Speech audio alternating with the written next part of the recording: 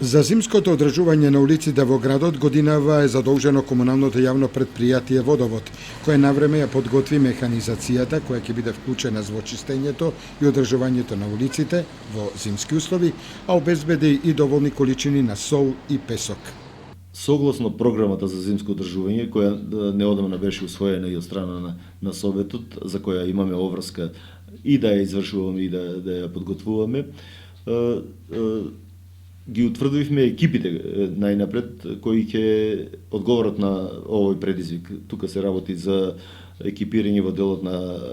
бројот на луѓето и извршителите, екипирање во делот на опремата која ќе ни биде потребна за реализација на овие активности и механизацијата која ќе ја искористиме за извршување на ваката задача. Спремни сме и со одредени залихи на сол за зимско одржување,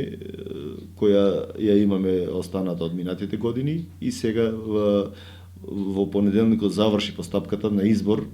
на добавувач, односно економски оператор, од кого ќе набавиме нови количини, околу 20 тона е